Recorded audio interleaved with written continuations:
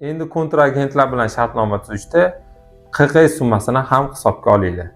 Xabaringlar bor, soliq kodeksiga asosan QQI zanjiri nazorat qilinadi. Bundan tashqari ko'zbo'yamachilik bitimlari bilan tuzilgan shartnomalar bo'yicha QQI summalari bekor qilinadi.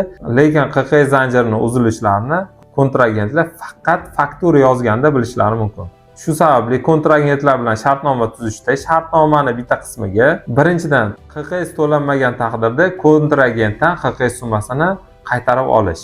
Ikkinchisi, avans to'lovlari to'lanishda QQI summasini zaxira sifatida olib qolish. Agar faktura yozilishida QQI summasi riskka tushadigan bo'lsa, QQI summasini byudjetga o'tkazish uchun zaxira hisoblanadi. Uchinchidan, fakturalar to'liq rasmiylashtirilgandan so'nggina va QQI summasiga ishonch hosil qilingandan keyingina QQI summasini kontragentga to'lab berish. Soliq bo'yicha tekin va foydali ma'lumotlar olish uchun bizga obuna bo'ling va yaqinlaringizga ulashib qo'ying.